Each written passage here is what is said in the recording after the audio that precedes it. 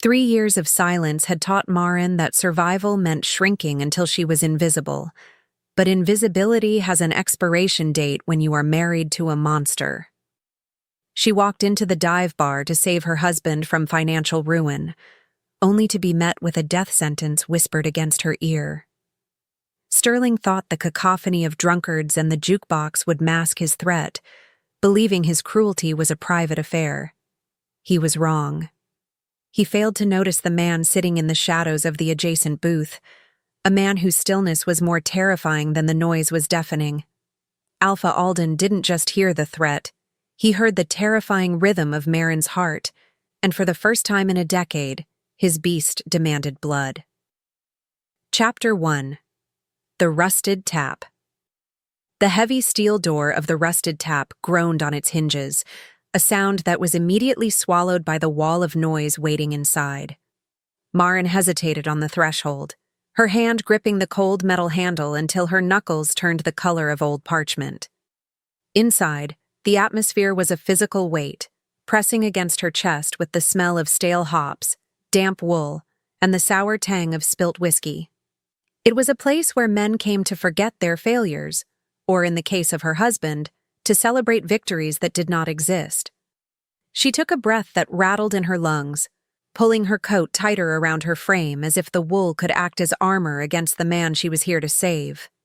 She moved through the crowd, navigating the maze of sticky tables and erratic bodies. Every step was a calculation, a habit she had formed over 3 years of walking on eggshells. If she moved too fast, she was frantic. Too slow, she was reluctant. Sterling hated both. She had to be perfect, even here, in a bar that smelled of despair. Her eyes scanned the room, bypassing the lonely figures hunched over the bar top and landing on the boisterous group in the back corner. Sterling was there, holding court in a circular booth, his laugh ringing out louder than the classic rock blaring from the corner speakers. He looked handsome in the dim amber light, his suit tailored and sharp, a stark contrast to the worn-out flannel and denim surrounding him. To a stranger, he looked like a king among commoners. To Maren, he looked like a bomb waiting for a spark. She approached the table, her heart hammering a frantic rhythm against her ribs. It was a traitorous sound, one she prayed was drowned out by the clinking of glass and the roar of conversation. Sterling was in the middle of a story, his hands gesturing wildly as he recounted a business deal he had supposedly closed that morning. Maren knew the truth. There was no deal. There was only a termination letter sitting on their kitchen counter, and a group of high-profile investors waiting at his office for a contract he had forgotten to sign. If she didn't get him to leave now, the last thread of their financial stability would snap, and the fallout would land squarely on her shoulders. Sterling's eyes flicked to her, and the laughter died in his throat. The transformation was instantaneous, a curtain dropping over his features. The charm evaporated, replaced by a cold, sharp irritation that made Maren's stomach turn. The men around him fell silent, sensing the shift in temperature. Sterling didn't stand up. He didn't offer her a seat. He simply leaned back, swirling the amber liquid in his glass, and looked at her as if she were a stain on his expensive cuff. Maren spoke before he could dismiss her, her voice trembling despite her best efforts to keep it steady. She explained the situation in short, clipped sentences, keeping the details vague enough to protect his ego but urgent enough to make him understand. The investors were waiting. The contract was expiring at midnight. He had to come now.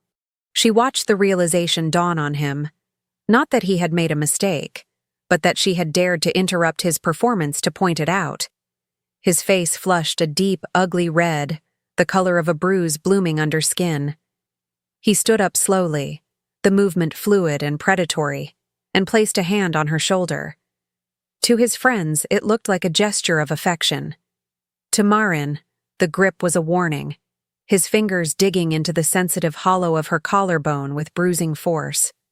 He leaned in close, his mouth brushing the shell of her ear. The smell of expensive scotch and mint overwhelmed her senses. He smiled for the room, a tight, forced expression that didn't reach his eyes. and lowered his voice to a whisper that cut through the noise of the bar like a razor blade. He told her she had humiliated him. He told her she was a useless, nagging weight around his neck. Then, with a casual cruelty that stopped her breath, he delivered the promise that would shatter her world. "You are dead when we get home." He pulled back, patting her cheek with a condescending tap, confident that his threat had been swallowed by the music and the shouting patrons. He assumed the world was too loud for anyone to care about the terror of one woman. He turned back to his friends, laughing off the interruption, and waved her away as if she were nothing more than a nuisance. Maren stood frozen, the blood draining from her face, her legs feeling like lead. She turned to leave, her vision blurring, the noise of the bar fading into a dull roar behind the rushing sound of her own panic. But Sterling was wrong. The world wasn't loud enough to hide him. In the booth directly adjacent to Sterling's, separated only by a thin partition of dark wood and cracked leather, sat a man who had not moved a muscle since Maren walked in. He was a mountain of a figure, draped in a heavy canvas jacket that did little to hide the width of his shoulders. While the rest of the bar was in motion, he was absolute stillness, a void in the chaos. He had a glass of water in front of him, untouched. He wasn't here to drink. He was here because the noise of humanity usually drowned out the sharp, agonizing frequencies of the world that assaulted his senses. Alpha Alden of the Obsidian Vale kept his eyes closed, focusing on the sensory deprivation of the corner. But from the moment the heavy steel door had opened, his peace had been shattered. It wasn't the music or the shouting that disturbed him. It was a sound far more distinct and distressing. It was the staccato rhythm of a human heart beating in pure, unadulterated terror. He had tracked the sound as it moved across the room, the frantic tempo syncing with the scent of distress, salt, adrenaline, and cold sweat. Alden had listened to the entire exchange. His enhanced hearing stripped away the background noise, isolating the conversation as clearly as if they were standing in a silent library. He heard the vibration of the woman's vocal cords, tight with anxiety. He heard the arrogant, slurring cadence of the man. And then, he heard the shift in the man's heart rate. Not fear, but a spike of malice, sharp and sudden. When the threat was whispered, it hit Alden's ears with the force of a physical blow. The words hung in the air, vibrating with intent. "You are dead when we get home." It wasn't hyperbole. Alden knew the sound of a predator, and the man in the next booth was a predator of the worst kind, one who hunted the weak to feed his own fragile ego. The alpha's eyes snapped open. They were not the brown or blue of a human, but a piercing, luminous amber that seemed to catch every photon of light in the dim bar. A low, guttural vibration started in his chest, a growl that was too deep for human ears to register, but was felt by everyone in a 10-foot radius as a sudden drop in pressure. The hair on the arms of the patrons nearby stood up, a primal warning system alerting them to a danger they couldn't see. Alden slowly turned his head, his gaze boring through the wooden partition as if he could see the heat signatures of the couple on the other side. He could hear the woman retreating, her footsteps uneven and frantic. He could hear the man laughing, the sound grating and self-satisfied. Alden's hand clenched into a fist on the table, the wood groaning in protest under the immense pressure. He waited until the woman was out the door, until she was safe from the immediate vicinity. Then, with a fluidity that belied his size, he slid out of the booth. He didn't look at the loud table. He didn't acknowledge the man who had just signed his own warrant. Alden simply adjusted his collar and walked toward the exit, his heavy boots making no sound on the sticky floor. He wasn't leaving. He was hunting. The threat had been made, and in the laws of the Vale, a threat against the defenseless was a call to war. Sterling thought he was going home to punish his wife. He had no idea he was leading a monster to his doorstep. Chapter 2. The Predator on the Porch. The drive back to the suburbs was a suffocating exercise in silence. Sterling drove with a rigid precision, his knuckles white against the leather steering wheel, radiating a heat that seemed to fog the windows faster than the defroster could clear them. Maren sat pressed against the passenger door, making herself as small as physically possible, her eyes fixed on the blurring streetlights that streaked by like comets. Every bump in the road, every sudden break, sent a jolt of adrenaline through her system, but she remained statue still. She knew the rules.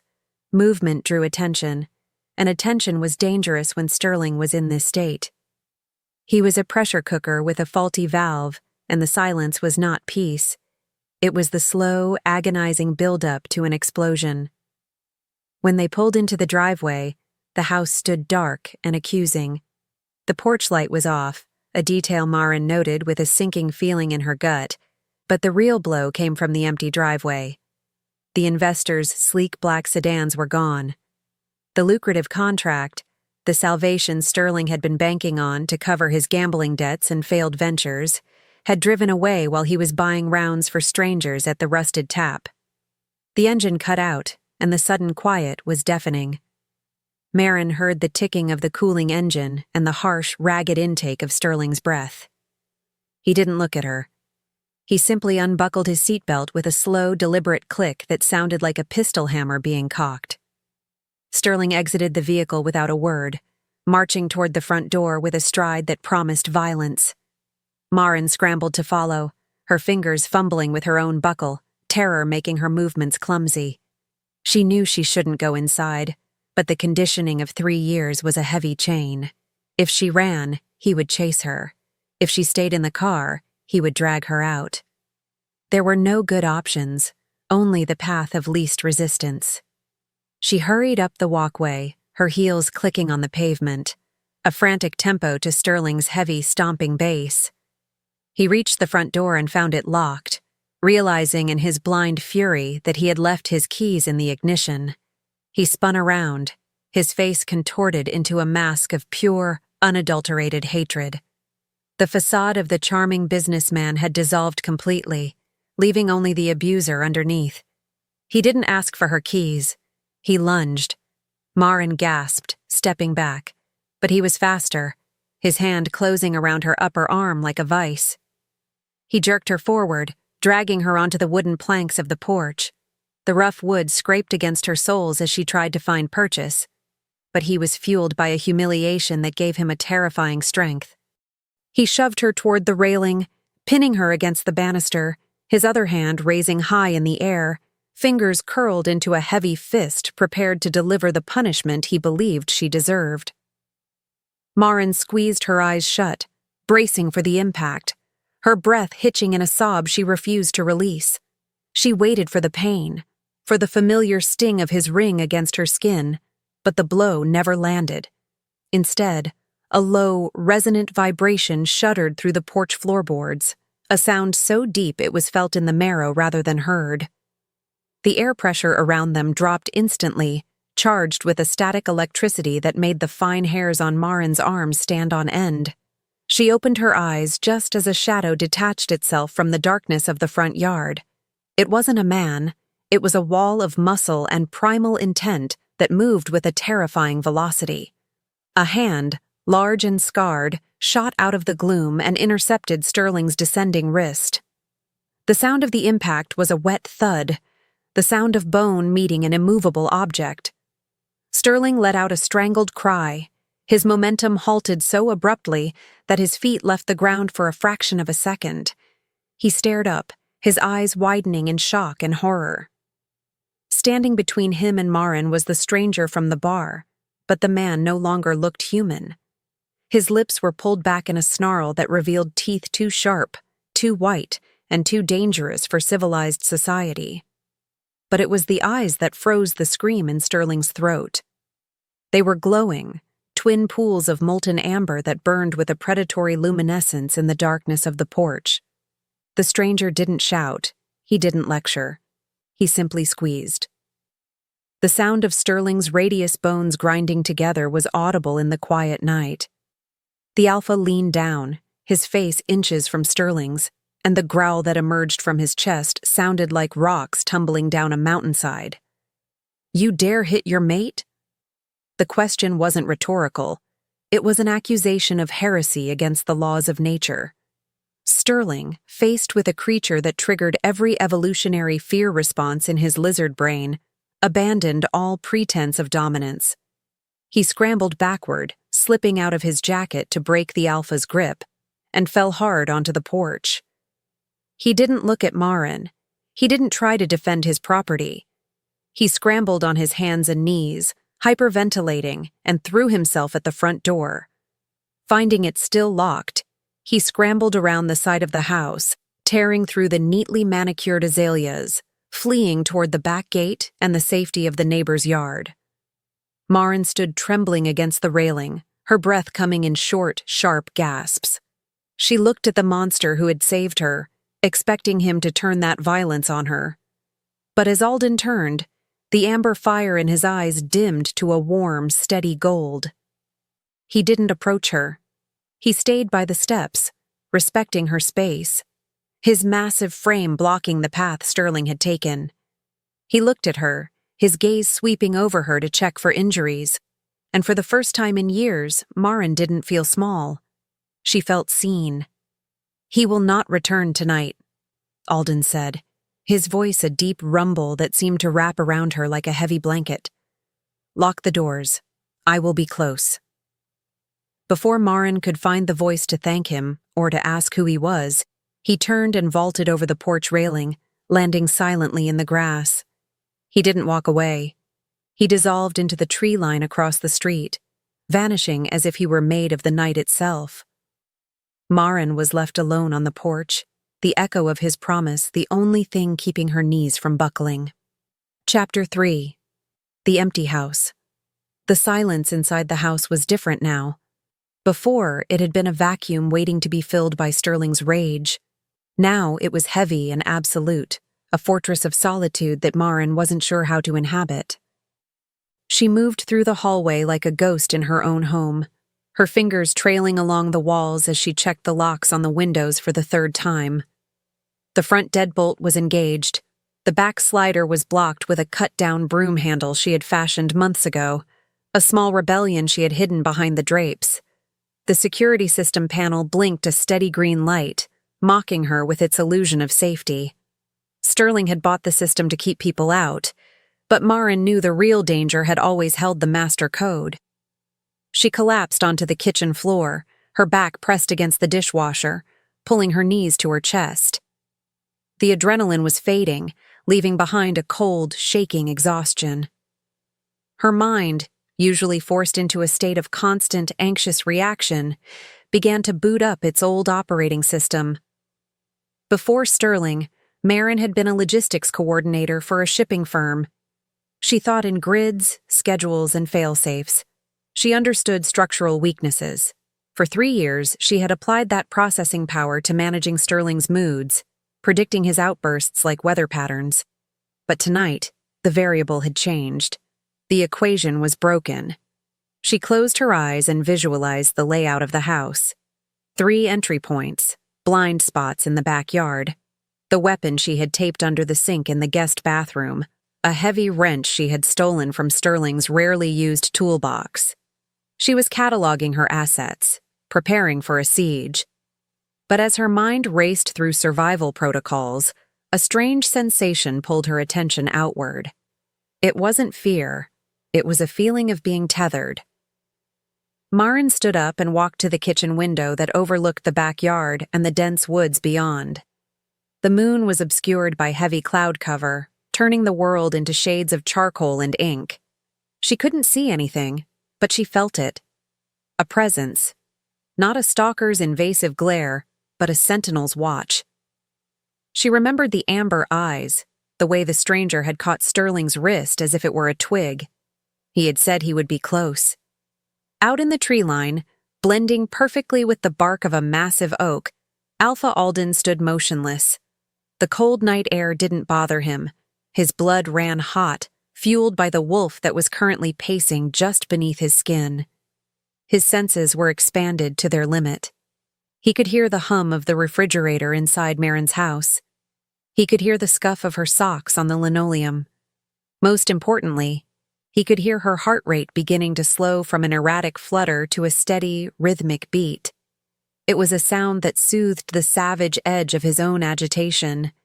He had marked the perimeter of the property, leaving subtle scent markers on the tree trunks, a warning to any other shifter or predator that this territory was now under the protection of the Obsidian Vale. It was a reckless move. He was miles from his own lands, technically encroaching on neutral human territory, but the laws of the council felt distant and irrelevant compared to the pull he felt toward the woman in the kitchen. She was damaged, terrified, and fragile, but beneath the scent of fear, he smelled something else. Steel. Intelligence. The way she had locked the house down within minutes of his departure spoke of a mind that was tactical, not helpless. Alden shifted his weight, a twig snapping under his boot. Inside, Maren flinched, her head snapping toward the window. Alden froze, cursing his clumsiness. He watched her silhouette against the dim light of the stove hood. She didn't retreat. She stepped closer to the glass, her hand resting against the pane. She knew he was there, and for reasons he couldn't explain, she didn't call the police. She didn't draw the blinds. She stood vigil with him, separated by glass and species, but united in the silent acknowledgement that for this one night, the monster was on the outside, looking out for her, instead of on the inside, hunting her. The wind picked up, rustling the dead leaves, masking the sound of Sterling's car, which was miles away, parked at the precinct. But Alden heard the distant wail of a siren and growled low in his throat. The human world was coming. He would stay until the sun rose, until he was sure the coward wasn't coming back to finish what he started. He settled into the crouch of a guardian gargoyle, his amber eyes fixed on the house, swearing to himself that the next time Sterling raised a hand, he would lose it. Chapter 4. The Police Report. The fluorescent lights of the precinct were harsh and buzzing, a stark contrast to the shadows of the porch. Sterling sat in the plastic chair, a stark white ice pack pressed against his swelling wrist. He looked pathetic, his suit rumpled, his tie askew, sweat beading on his forehead. But Sterling knew how to weaponize pathetic. He knew that to the exhausted desk sergeant and the young officer taking his statement, he didn't look like an abuser fleeing justice. He looked like a victim of urban violence, a respectable citizen terrorized in his own neighborhood. "It was huge, officer," Sterling said, his voice trembling with a practiced performance of shock. I was just trying to get my keys. My wife, Maren, she was terrified. We were arguing. Yes, just a stupid domestic spat about money, and then this beast came out of nowhere. He gestured with his good hand, painting a picture in the air. It had to be 6'5", maybe 7 feet, wearing rags, but the eyes, it was on drugs, had to be, PCP or bath salts. It attacked me. Look at my wrist. He pulled the ice pack away to reveal the bruising that was already darkening to a violent purple. It was shaped distinctly like a handprint, a hand far larger than average. The young officer, whose name tag read Deputy Miller, grimaced and scribbled furiously in his notepad. The evidence of assault was undeniable. Sterling wasn't lying about the injury, only the context. He carefully omitted the part where he was about to strike his wife. In his version, he was the protector, the husband standing between Maren and a psycho. "And you left your wife there?" the sergeant asked, looking up from his computer with a skeptical brow. Sterling let out a shuddering breath, squeezing his eyes shut to squeeze out a single fake tear. "I panicked. I admit it. It looked at me and I just ran. I came straight here to get help. You have to send someone. If that maniac is still there." He let the sentence hang, implying a horrific fate for Maren that made the officer's blood run cold. "We have a unit en route, Mr. Blackwood," Deputy Miller assured him, holstering his pen. "We'll sweep the perimeter. If there's a suspect matching that description, we'll find him." Sterling nodded, slumping back in the chair. "Thank you. Just, please, Tell Maren to stay inside." As the officers bustled away to coordinate the patrol, Sterling's expression shifted. The fear evaporated, replaced by a cold, calculating malice. He watched the activity of the station, his mind racing. He knew the police wouldn't find the man. That thing on the porch wasn't a vagrant on drugs. Sterling had seen the glowing eyes. He had felt the unnatural strength. He had grown up hearing stories of the things that lived in the deep woods, the legends the locals laughed off. He knew what he was dealing with. Or at least, he had a suspicion. He couldn't go back to the house, not while that creature was guarding it. The realization made his stomach churn with acid. Maren was in his house, with his things, protected by a monster that had humiliated him. It was unacceptable. It was a theft of his control. He looked down at his wrist, the pain throbbing in time with his heartbeat. He needed to be smarter. The police were a blunt instrument. They would drive around with their lights on and scare the beast back into the shadows, but they wouldn't eliminate the threat. He needed a scalpel. He needed someone who didn't care about laws or Miranda rights. Sterling reached into his pocket with his uninjured hand and pulled out his phone. The screen was cracked from when he had dropped it during his flight, a spiderweb fracture over the glass. He ignored the texts from the investors, bridges he had already burned, and scrolled to a contact he had saved under a fake name, Landscaping. It was a contact he had acquired from a shady business partner years ago, a number for problems that couldn't be solved legally. Sterling didn't want Maren safe. He wanted her punished for witnessing his weakness, and he wanted the thing on his porch mounted on a wall. He hit the call button and brought the phone to his ear, listening to the dial tone. When the line picked up, the voice on the other end was gravel and smoke. "I have a pest problem," Sterling whispered, turning away from the desk sergeant so his voice wouldn't carry. "Big game. I need a specialized team, and I need it done tonight." He listened for a moment, then a cruel smile touched his lips. "Yes, the bait is already in the trap. You just need to flush the predator out." Chapter 5. Bait and Switch. The morning sun did nothing to warm the chill that had settled into Maren's bones. She hadn't slept, spending the night moving from window to window, watching the police cruisers roll slowly past the house. They had come to the door once, checking on her. She had lied, telling them she was fine, that she hadn't seen the attacker clearly. She didn't mention the amber eyes. She didn't mention the man who had vanished into thin air. Instinct told her that involving the law would only make the guardian disappear, and right now, he was the only thing standing between her and Sterling. By noon, the police patrols had thinned out. The neighborhood returned to its quiet suburban rhythm. Lawnmowers started up. Kids rode bikes. It was a sickening juxtaposition to the terror Maren felt coiling in her gut. She was trapped. She had no car. Sterling had taken it. Her bank accounts were joint, and she knew he would be watching for activity. She was a prisoner in a house that was no longer a home. Then, the landline rang. The sound shattered the stillness of the kitchen like a gunshot. Maren stared at the phone on the wall, her heart hammering against her ribs. It rang 4 times before she picked it up, her hand shaking. She didn't speak.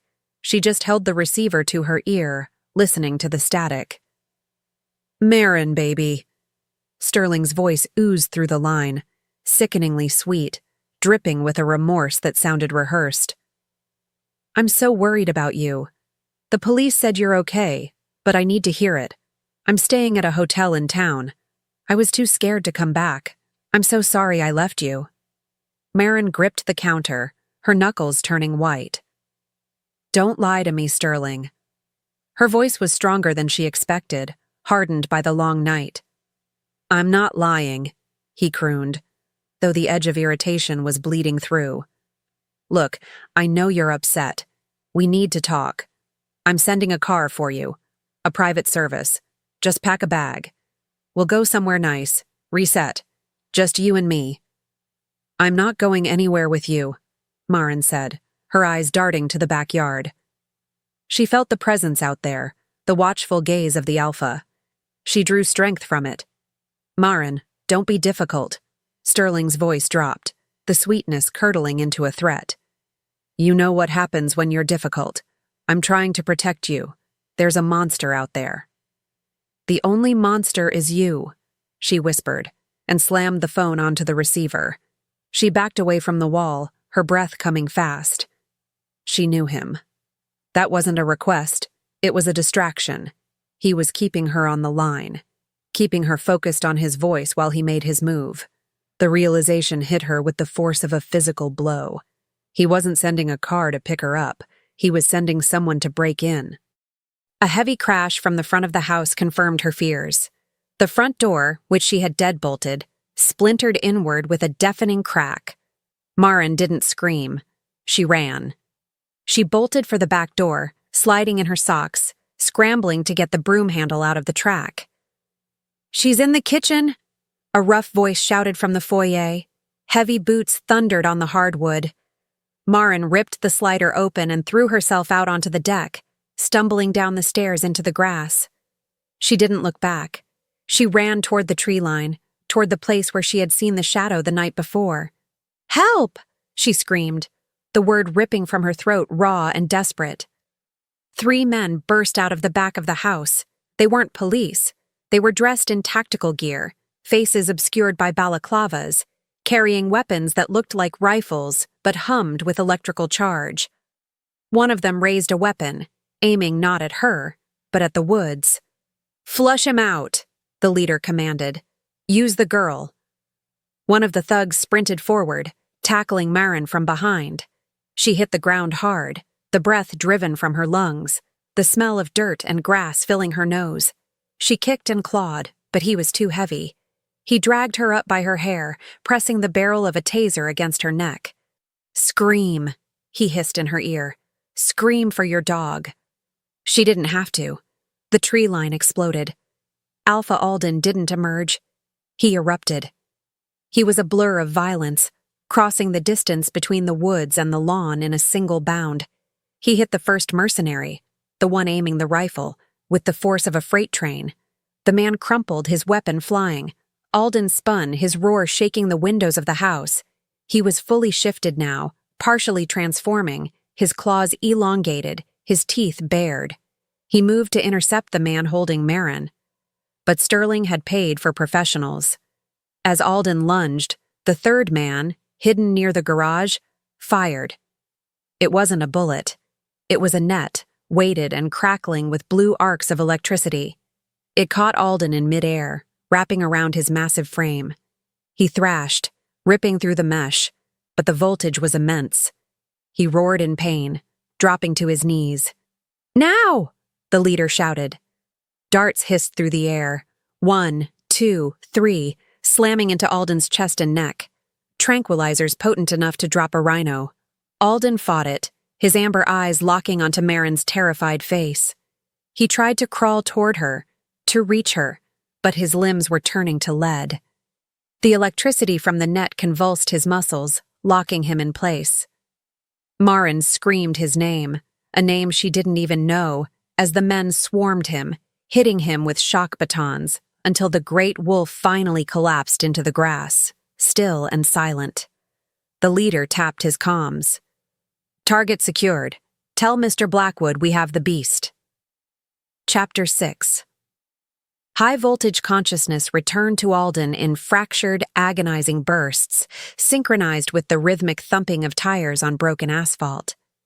His world was a confined darkness that smelled of gasoline, stale sweat, and the coppery tang of his own blood. Every attempt to draw a full breath was met with a constriction around his chest, a heavy netting that seemed to bite into his skin with teeth of fire. He tried to shift, to summon the strength that could usually tear through steel, but the moment his muscles contracted, a fresh wave of electricity surged through the mesh. It was a white-hot agony that scrambled his neural pathways, forcing a ragged, involuntary growl from his throat that sounded more like a whimper than a threat. "He's waking up again," a voice said from the front of the vehicle, bored and detached. Hit him. The sound of a switch flipping was the last thing Alden heard before the world dissolved into blinding white noise. His body seized, arching against the metal floor of the van as the voltage ramped up, overriding his nervous system and forcing the wolf deep into the recesses of his mind. It was a calculated cruelty, designed not to kill but to incapacitate, to keep a predator of his caliber in a state of constant, debilitating weakness.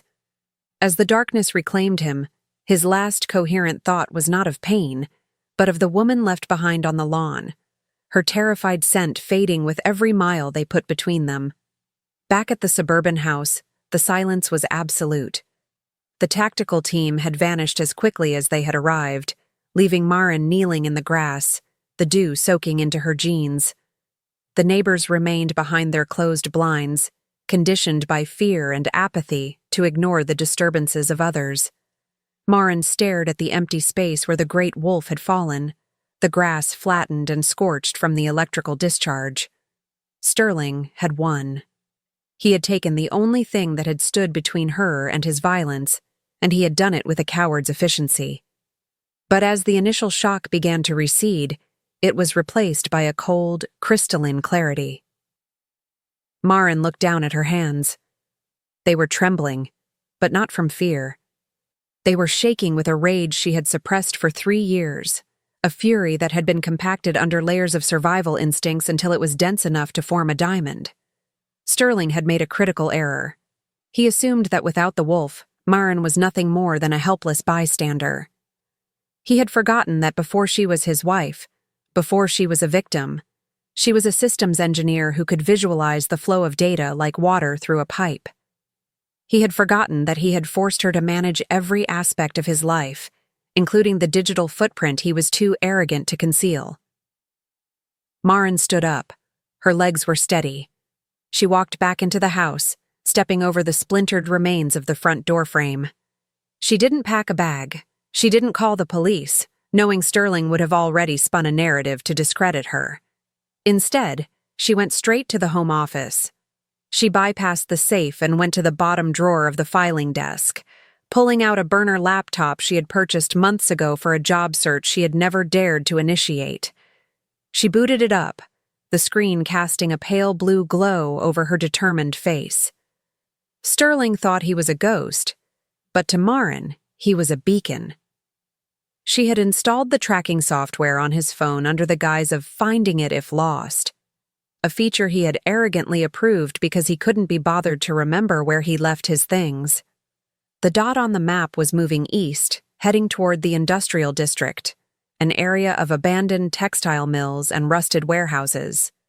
Maren memorized the route. She grabbed the spare key to Sterling's old sedan, a vehicle he deemed too plebeian to drive but refused to sell, and walked out the door. The engine sputtered to life, a rough coughing sound that matched the grim determination in her chest. She wasn't fleeing. She was pursuing. And for the first time in her life, she wasn't shrinking. Chapter 7. The Silver Cage. The warehouse was a cavernous tomb of concrete and corrugated steel, echoing with the sound of dripping water and the distant hum of the city grid. In the center of the vast, empty floor stood a contraption that looked like a nightmare birthed from a medieval dungeon and a high-tech laboratory. It was a cage, suspended 5 feet off the ground by heavy industrial chains, positioned directly over a deep drainage vat filled with murky, stagnant water. The bars were not iron. They were coated in a matte, gray finish that shimmered faintly under the harsh halogen work lights. Alden hung inside, his arms shackled above his head to the central support beam of the cage. His shirt had been stripped away, revealing a torso mapped with scars from old battles and fresh burns from the capture net. The silver nitrate coating on the shackles sizzled against his wrists, a constant chemical burn that prevented his werewolf physiology from healing. It was a poison that seeped into the blood, weakening the bond between man and wolf, leaving him nauseous and disoriented. He hung with his head bowed, his breathing shallow, every inhale a labor against the silver poisoning coursing through his veins. "It's impressive, isn't it?" Sterling's voice echoed through the space. amplified by the acoustics of the metal building. He walked around the perimeter of the vat, his footsteps clicking on the concrete. He was holding a remote control in one hand and a tumbler of scotch in the other, looking every inch the villain he had always aspired to be. Custom made. I read up on your kind. Silver to burn the skin, wolfsbane in the aerosol spray to dull the senses. And this, he gestured to the vat below. Simple physics. Alden lifted his head slowly. His amber eyes were dim, the inner fire banked by exhaustion, but the hatred in them was potent enough to make Sterling pause his pacing. You are a small man, Alden rasped, his voice sounding like grinding gravel. Hiding behind toys? Sterling's face twitched. He hated that tone. He hated that even stripped, bound, and bleeding, the creature looked down on him. He pressed a button on the remote. The chains rattled, and the cage lowered 6 inches. The tips of Alden's boots brushed the surface of the dark water. This is the hydrostatic trap, Sterling explained, regaining his composure. The water level rises on a timer, slow, agonizing. I'm going to drown you, filth. And when the police find your body washed up in the river next week, you'll just be another John Doe drifter who fell in drunk. He took a sip of his drink, his eyes gleaming with malice. And Maren? She'll be the grieving widow. I'll make sure she cries at the funeral. I'm very good at making her cry. The mention of her name caused a surge of adrenaline in Alden, a spike of power that fought against the silver. He pulled against the chains, the metal groaning, but the weakness washed over him again, leaving him trembling. Sterling laughed, a hollow sound. Don't strain yourself. You have about an hour before the water reaches your nose. I'd stay and watch, but I have a flight to catch. Dealing with Project Silver requires a certain punctuality. Sterling placed the remote on a console table near the exit, far out of reach. He turned his back on the cage, walking toward the heavy sliding doors. Die quietly, he called over his shoulder. I hate the noise. The heavy doors slammed shut, the electronic lock engaging with a final metallic thud, leaving Alden alone in the semi-darkness, listening to the slow, rhythmic sound of water being pumped into the vat below him. Chapter 8. The Algorithm. Maren parked the sedan 3 blocks away from the warehouse, tucked behind a rusted dumpster in an alleyway that smelled of rot and old oil. She killed the lights and sat for a moment, her hands resting on the steering wheel, forcing her breathing to even out. The blueprint of the industrial park was burned into her mind. She had pulled the schematics during the drive, hacking into the city's public planning archives using a backdoor vulnerability she had discovered years ago during a freelance audit. The building Sterling was using was officially condemned, but the power grid showed a massive spike in usage over the last 48 hours. She exited the car, pulling her dark hood up. The night was cold, biting at her exposed skin, but she barely felt it. She moved through the shadows of the abandoned loading docks, her eyes scanning for cameras. Sterling would have installed them. He was paranoid after all, but he would have bought the cheapest system with the highest resolution, ignoring the security firmware. Maren stopped at the corner of the building, spotting the infrared camera mounted above the side entrance. She pulled out her phone, connecting to the local Wi-Fi network she had identified on her laptop. It took her less than 2 minutes to brute force the password. It was Sterling. The lack of creativity was almost insulting. Once inside the network, she looped the camera feed, freezing the image of the empty alleyway so she could pass undetected. She wasn't a soldier. She couldn't kick down a door or take out a guard. But she was a ghost in the machine. She was the woman who knew where the digital bodies were buried. She reached the external fuse box on the north wall. The padlock was rusted, a relic of the building's previous life. She picked up a heavy piece of rebar lying in the debris and smashed the lock with a single, precise blow. The clang was loud, too loud, and she froze, pressing herself against the brickwork. She counted to 10. No shouting, no footsteps. Sterling hadn't left guards outside. He was too arrogant, too sure that his trap was inescapable, and that no one knew where he was. Opening the panel, Maren examined the breakers. She didn't want to cut the power completely. That might trigger a backup generator or lock down the internal doors. She needed to bypass the biometric lock on the side door. She traced the wiring, finding the circuit labeled auxiliary entry. She pulled a small pair of wire cutters from her pocket, stolen from the same toolbox as the wrench, and severed the control wire, then bridged the connection to the live feed. There was a spark, a hiss, and then the distinct click of the magnetic lock disengaging on the door 10 feet away. Maren exhaled, a plume of white mist in the cold air. She slipped the cutters back into her pocket and moved to the door. Her heart was a frantic drum against her ribs, terror clawing at her throat, but she swallowed it down. Alden had come for her when she was helpless. Now she would come for him.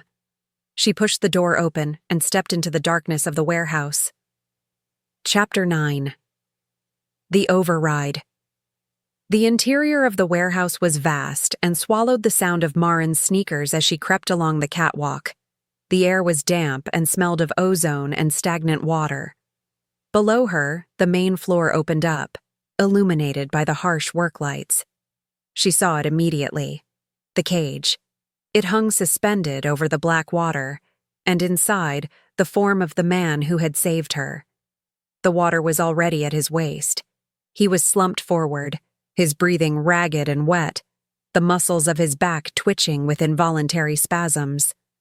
Alden, she whispered, the name feeling strange on her tongue. He didn't hear her. The distance was too great, and he seemed barely conscious. Maren scanned the floor.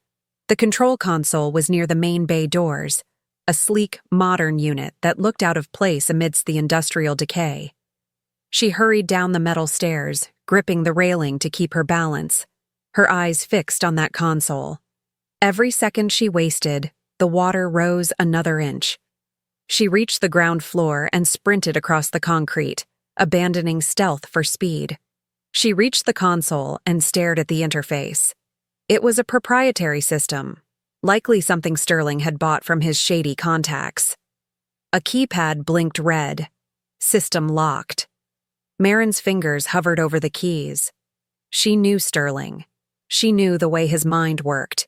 He wouldn't use a random number. He would use something that held significance to him, something that validated his ego. She tried his birthday. Access denied. She tried the date he founded his first failed company. Access denied. The water was at Alden's chest now. He coughed, a wet hacking sound that tore at Maren's heart. She looked at the remote sitting on the table, but it was dead, the battery light flashing. She had to use the hard line. Think, she hissed at herself. What does he care about most? Money? No, money was fleeting. Power? Status? Then she remembered the contract, the one he had lost, the one that was supposed to save him. The project number had been plastered all over his home office for weeks. Project Silver 7734. She typed in 7734. The screen flashed green. Access granted. Maren almost collapsed with relief but forced her fingers to keep moving. She navigated the menu, finding the controls for the winch and the vat. Drain sequence initiated. A loud mechanical clank echoed through the building, followed by the rush of water being sucked out of the tank. Next, she hit the release for the cage. Lowering. The cage descended slowly until it rested on the dry concrete floor. Maren didn't wait for the door to unlock. She ran to the cage, her hands gripping the cold, silver-coated bars. The coating burned her palm slightly, a testament to its potency. But she ignored it. "Alden!" she cried, reaching through the bars to touch his shoulder. "Alden, wake up!" The alpha stirred, his head lifting heavily. His eyes were glazed, the amber dull and unfocused. He blinked, trying to clear the fog of the wolfsbane. "Maren," he rasped, the word barely audible. "You shouldn't be here." "I'm getting you out," she said firmly. She reached back to the keypad on the cage door, punching in the same code. The lock clicked open. Maren threw the door wide and rushed inside. She grabbed Alden's arm, pulling it over her shoulder. He was immense, a dead weight of muscle and bone, burning with fever. "Come on, you have to help me. Stand up." Alden groaned, his legs shaking as he forced himself upright. The shackles on his wrists had disengaged with the door lock, leaving raw, angry burns on his skin. He leaned heavily on her, his breathing harsh against her ear. "He'll kill you," he mumbled, his instinct to protect battling his inability to move. "He tried," Maren said, her voice grim. "He missed." Chapter 10. Run with me. They stumbled out of the warehouse, a mismatched pair moving with the desperate coordination of survival. Alden was barely walking, his feet dragging, his vision swimming in a haze of gray static. Maren took the brunt of his weight, her small frame straining under the load, but she didn't falter. She guided him toward the alley where she had parked the car, keeping to the shadows, her eyes darting constantly for threats. "The car," she panted, pointing to the sedan. "It's just there." Alden looked at the vehicle, his senses slowly beginning to reboot as the distance from the silver cage increased. He could smell the exhaust, the rust, and the faint, lingering scent of Maren's determination. "You came back," he said, the wonder in his voice cutting through the pain. "Why?" Maren shoved him into the passenger seat, fumbling to buckle him in. She paused, looking at his ravaged face, the burns on his wrists, the exhaustion in his eyes. "Because you came for me," she said simply. "We're even." She ran to the driver's side and keyed the ignition. The engine roared to life, and she peeled out of the alley, tires screeching on the pavement. She didn't head back toward the suburbs. She headed toward the highway, toward the dark, open stretches of road that led away from the city and Sterling's influence. Alden slumped against the window, watching the city lights blur into streaks of neon. He felt a strange pulling sensation in his chest, a magnetic draw toward the woman driving with white-knuckled intensity. It wasn't just gratitude, it was the bond. The mating pull, usually dormant or subtle with humans, was roaring to life in the wake of the trauma. She had saved him. She had walked into the lion's den and pulled him out. "Where are we going?" Alden asked, his voice gaining a fraction of its strength back. "I don't know," Maren admitted, glancing at the rearview mirror. "Just away. Do you have somewhere? Somewhere safe?" Alden closed his eyes, the image of the high pines and the rocky cliffs of the Vale filling his mind. It was risky. Bringing a human, especially a married one, to the territory was forbidden. The elders would see it as a weakness, a contamination. But looking at Maren, seeing the set of her jaw and the tremor in her hands that she was fighting so hard to control, he knew he didn't have a choice. He couldn't leave her. And he couldn't protect her out here in the human world where Sterling had the advantage. "North," Alden said, pointing a trembling hand toward the horizon. "Drive north until the road turns to gravel, to the Obsidian Vale." Maren nodded, not asking questions. She merged onto the highway, pressing the accelerator down. As the city faded behind them, swallowed by the night, Alden reached out, his large hand covering hers on the gearshift. It was a tentative touch, seeking reassurance. Maren didn't pull away. She turned her hand over, interlacing her fingers with his. In the quiet of the car, with the threat of death receding in the rearview mirror, the silence between them wasn't heavy or fearful. It was the silence of a pact being forged in blood and gasoline. They were running together, now. Chapter 11. The Obsidian Gate. The transition from the human world to the territory of the Obsidian Vale was not marked by a fence or a signpost, but by the sudden, violent termination of the asphalt. The sedan, its suspension already groaning from the abuse of the highway escape, shuddered as the tires hit hard-packed dirt and gravel. Maren gripped the steering wheel, her knuckles bleached white, fighting to keep the vehicle steady as the road narrowed into a single lane winding upward into the mountains. The city lights were a distant, fading memory in the rearview mirror, replaced by the crushing darkness of ancient woodlands that loomed on either side like silent sentinels waiting to pass judgment. Beside her, Alden had deteriorated into a semi-conscious state. The silver nitrate in his system was a persistent corrosive fire that kept his healing factor from engaging. He sat slumped against the passenger door, his head lolling with the motion of the car, sweat beading on his forehead despite the dropping temperature inside the cabin.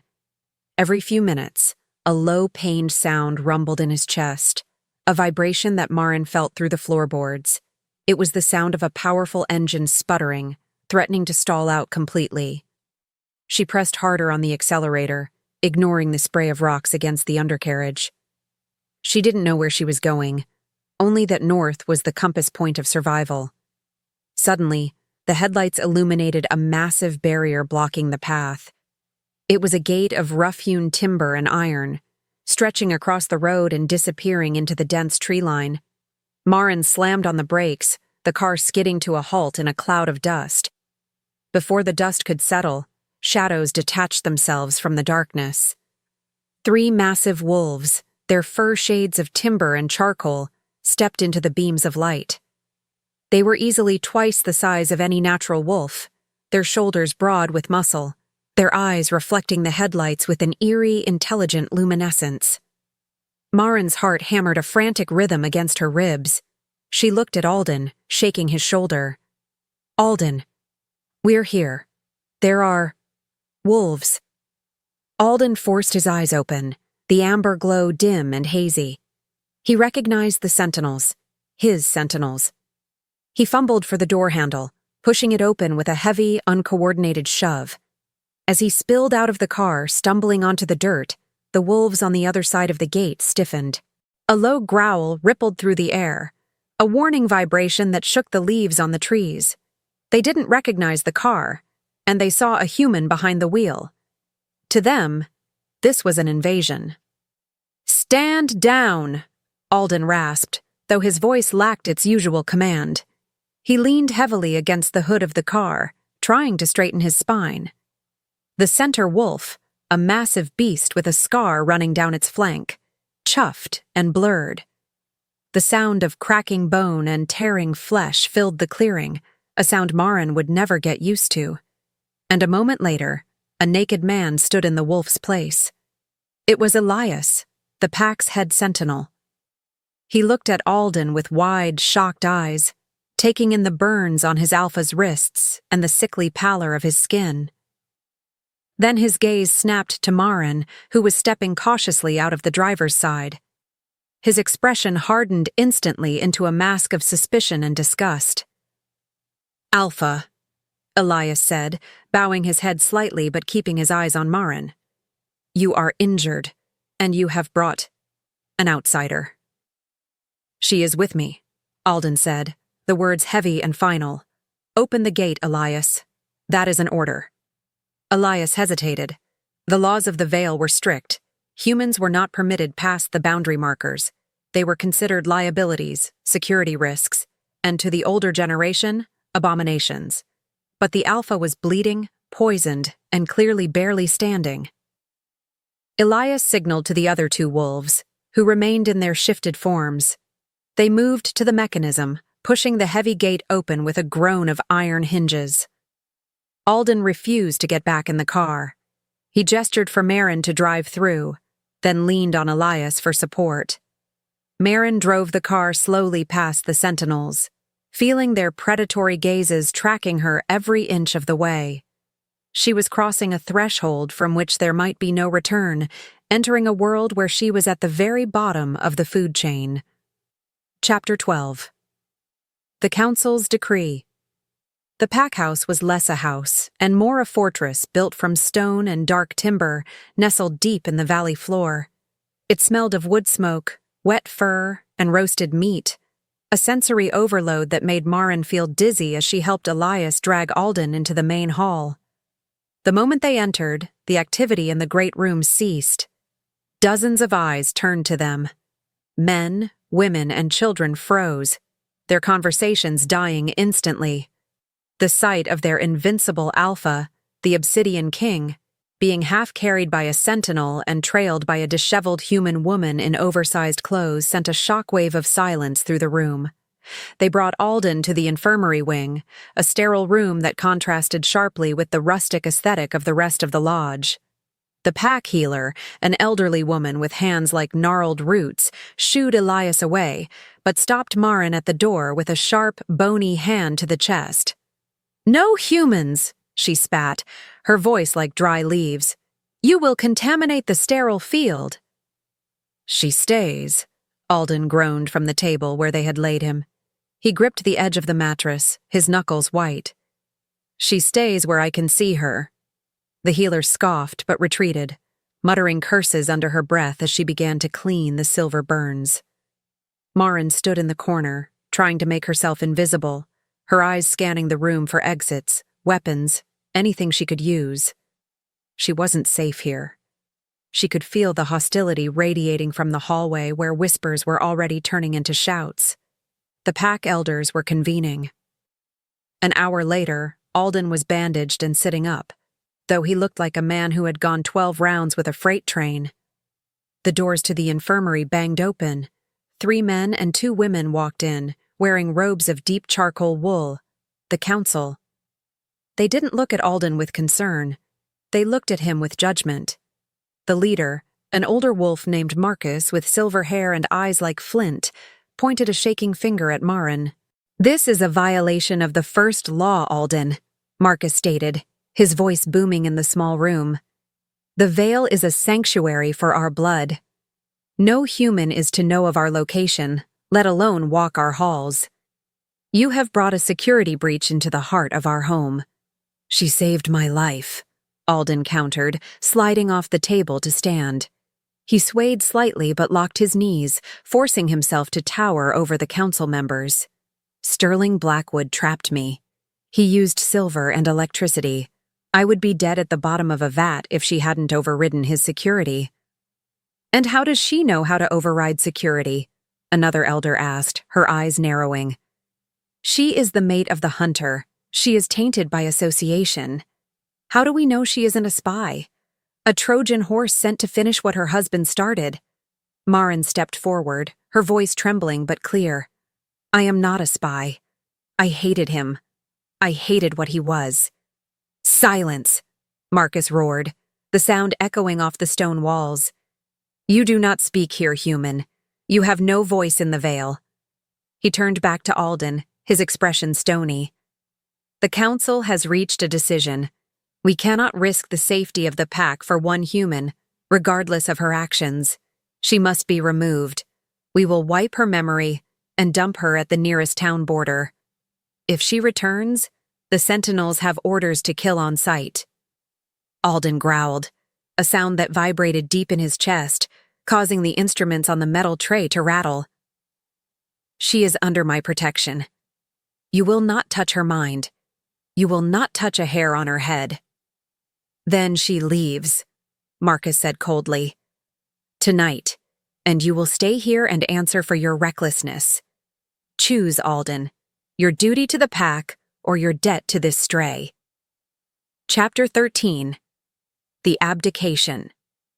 The silence that followed the ultimatum was heavier than the stone walls surrounding them. It was a vacuum, sucking the air out of the room, leaving everyone breathless. Maren looked at Alden. She expected him to hesitate. She expected him to apologize to her, to explain that he had responsibilities, that he couldn't throw away his birthright for a woman he had met in a bar 24 hours ago. She was ready to be cast out. She was used to being the thing that was discarded to keep the peace. She stepped back, preparing to surrender, to save him from the impossible choice. But Alden didn't look at the council. He looked at Maren. He saw the resignation in her eyes, the learned helplessness of a woman who had been told she was worthless for years. And in that moment, the choice wasn't impossible. It was the easiest decision he had ever made. The pack was his blood. Yes, they were his responsibility. But they were also rigid, bound by archaic fears and prejudices that blinded them to honor. If they could not see the worth of the woman standing in the corner, the woman who had walked into fire for a stranger, then they did not deserve his protection. Alden reached for his right hand. He gripped the heavy obsidian signet ring that sat on his finger, the symbol of his authority, the ring that had been passed down through 5 generations of alphas. He twisted it. The friction against his burned skin was agony, but the pain was grounding. "You speak of safety," Alden said, his voice terrifyingly quiet. "You speak of purity, but you have forgotten honor. A pack that abandons those who save them is no pack of mine." Marcus's eyes widened as he realized what Alden was doing. "Alden, stop. Do not do this. You are the Alpha. You cannot simply—" "I can," Alden interrupted. With a wet, sliding sound, he pulled the ring free. "And I do." He tossed the ring onto the metal tray beside the bandages. It landed with a heavy, final clatter that rang like a funeral bell. "I relinquish my title. I relinquish my command. I relinquish my place at this fire." He looked at Elias, who was standing by the door, horrified. "Elias, you are the second. The pack is yours until a new alpha rises. Protect them better than these old fools would." Alden walked over to Maren. He didn't ask if she was ready. He simply took her hand, his large fingers enveloping hers, offering a heat and stability she hadn't felt in years. "We are leaving." He turned his back on the council, on the elders who were sputtering in outrage and shock. He walked Maren out of the infirmary, through the silent great hall, and out into the biting cold of the mountain night. No one stopped them. To stop an alpha, even an abdicated one, was to invite death. They walked past the stunned sentinels, past the parked car which belonged to a dead life, and toward the northern trail that led into the wildest, most unforgiving part of the territory. Alden didn't look back. He had traded a kingdom for a conscience, and as the wind bit at his exposed face, he felt lighter than he had in years. Chapter 14. The Frozen Outskirts. The trek was a brutal descent into misery. They had no supplies, no winter gear, and no vehicle. The sedan couldn't traverse the rocky, overgrown trail that led to the outskirts. Alden walked with a limp, his energy reserves depleted by the confrontation and the poison still lingering in his blood.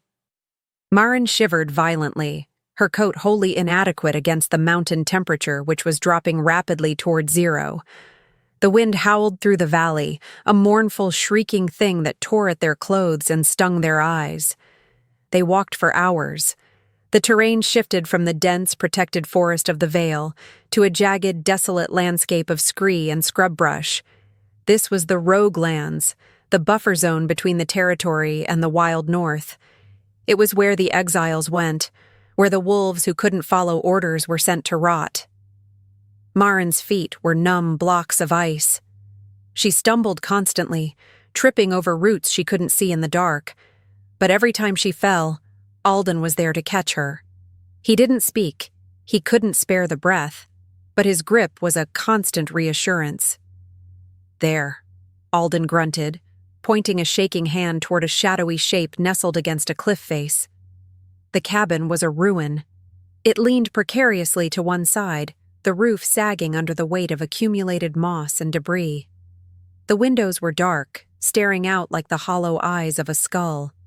It hadn't been inhabited in a decade. They reached the door, which hung on a single rusted hinge. Alden shoved it open, and they stumbled inside, out of the biting wind. The interior was scarcely better than the outside. It smelled of damp rot and rodent droppings. The floorboards were warped, and moonlight streamed through gaps in the ceiling. There was no furniture, only a rusted wood stove in the corner and a pile of moth-eaten blankets on a wooden pallet. It was a hovel. It was a place to die, not to live. Maren looked around, her heart sinking. This was what she had cost him. He had been a king in a warm castle, and now he was a refugee in a shack because of her. "Alden," she whispered, her teeth chattering. "I'm so sorry. We should go back. You should go back." Alden closed the door, jamming a piece of wood against it to keep it shut against the wind. He turned to her, his face pale, but his eyes burning with a fierce intensity. "I am exactly where I chose to be," he said. He moved to the corner, collapsing onto the pallet, his strength finally giving out. "We survive the night. That is the only mission. Can you start a fire?" Maren looked at the rusted stove. She looked at the man who had given up everything for her. She swallowed her guilt. Guilt wouldn't keep them warm. "Yes," she said, her voice finding its steel again. "I can start a fire." Chapter 15. Fire-starter survival, Maren had learned over the years, was rarely a matter of grand, heroic gestures. It was a game of logistics, a series of small, calculated victories against the entropy of the universe. In the suburbs, survival had meant managing Sterling's temper, predicting his moods like weather patterns, and ensuring the bills were paid before the red notices arrived. Here, in the desolate frozen hell of the Roguelands, the variables had changed, but the equation remained the same. The enemy was no longer a narcissistic husband. It was the physics of heat loss and the biological imperative of starvation. Alden had collapsed onto the pallet of moth-eaten blankets the moment the door was secured.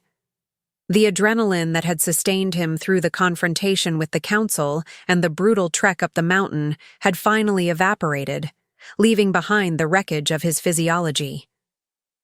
The silver nitrate was still in his system, a chemical fire burning through his veins, warring with his regenerative abilities. He shivered violently, his teeth chattering with a sound that rattled Maren's nerves, his skin clammy and pale. He was a king brought low, reduced to a trembling mass of muscle and fever. Maren stood in the center of the room, her breath pluming in the frigid air. The cabin was a sieve. She could feel the icy fingers of the wind probing through the gaps in the log walls, stealing what little residual heat their bodies generated. A lesser woman, or perhaps the woman she had been 3 days ago, might have sat down and wept. But Maren didn't weep. She assessed. Her eyes scanned the room, stripping it down to its component parts. The rusted wood stove in the corner was the heart of the system. If she couldn't get it working, they would freeze to death before dawn. She knelt before the iron beast, inspecting the door.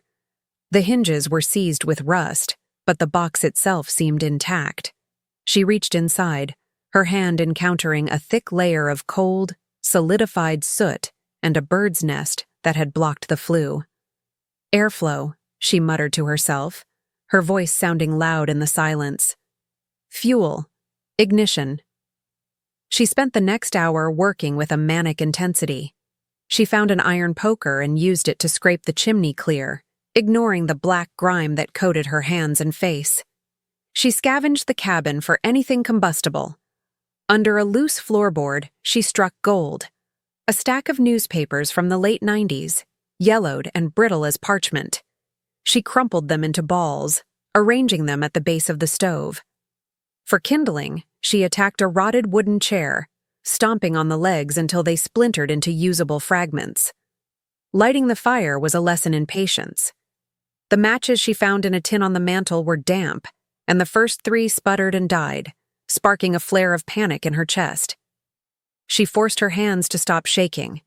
She shielded the 4th match with her body, nursing the tiny flame until it caught the edge of the newspaper. Fire bloomed, tentative at first, then hungry.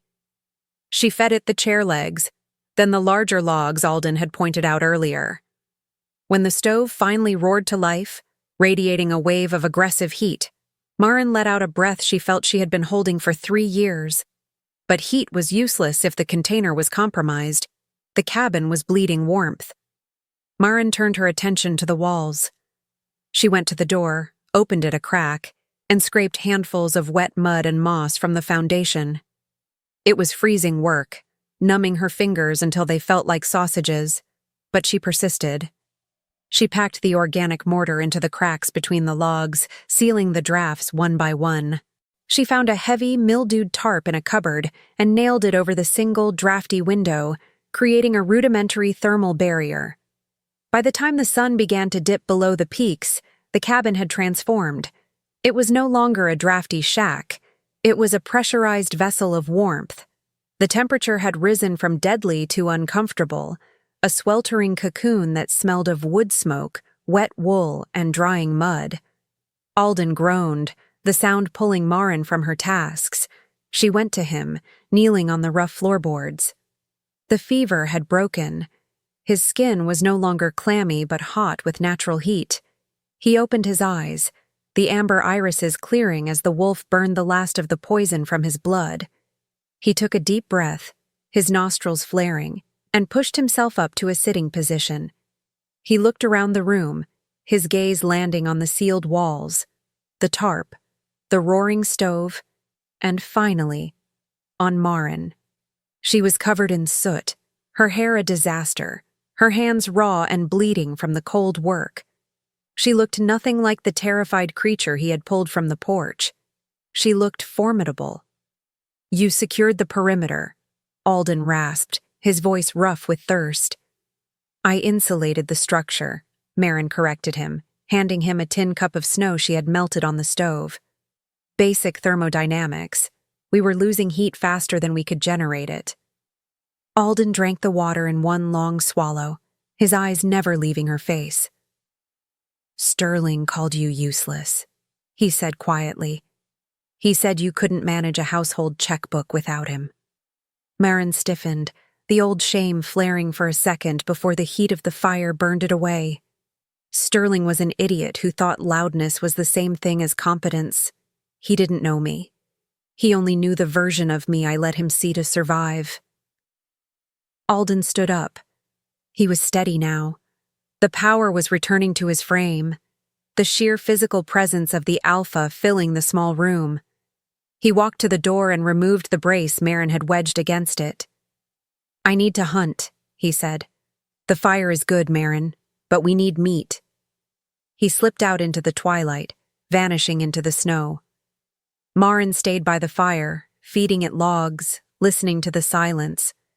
For the first time, she wasn't waiting for a man to come back and yell at her. She was waiting for a partner to return to the sanctuary she had built. When Alden returned an hour later, he carried 2 snowshoe hares. He skinned and cleaned them outside, sparing her the gore, and brought the meat in to roast over the open door of the stove. The smell of cooking game made Maren's stomach cramp with hunger. They ate in a companionable silence, sitting on the floor, sharing the only knife they had. Alden watched her eat, tearing the meat with a savagery that spoke of how close they were to the edge. He realized then that the council had been wrong. They had seen a weak human woman, a liability. They hadn't seen the fire starter. They hadn't seen the engineer who could turn a ruin into a fortress. "We are safe here," Alden said, breaking the silence. He wiped his mouth with the back of his hand. "For now, the snow will hide our tracks, the cold will keep the patrols away." "And then?" Maren asked, looking at him over the flames. "And then we figure out how to live," Alden replied. "You and me. No titles, no masks." Maren nodded, leaning back against the warm logs. She looked at her dirty hands, at the soot under her fingernails, and felt a strange sense of pride. She had kept the cold at bay. She had kept the alpha alive. She was the fire starter, and for the first time in her life, she wasn't afraid of getting burned. Chapter 16. Scars and Stories. The blizzard arrived with the ferocity of a living thing, slamming against the fragile walls of the cabin and burying the world in a shroud of relentless white. For 3 days, Maren and Alden were confined to the single room, the universe shrinking down to the radius of the heat cast by the wood stove. The isolation should have been claustrophobic. It should have bred cabin fever and resentment, especially for 2 people who were technically strangers, thrown together by violence and desperate circumstance. Instead, the confinement acted as a crucible, burning away the pretenses and social armors they had both worn for so long. There was nowhere to hide in a room that was 20 feet square, no way to avoid the gaze of the other, and in that forced proximity, the silence began to fill with words. It started with the scars.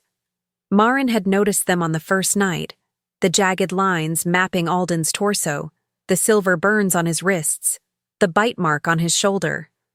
But it wasn't until the second evening of the storm, while she was mending a tear in his jacket with a needle found in a rusted tin, that she asked about them.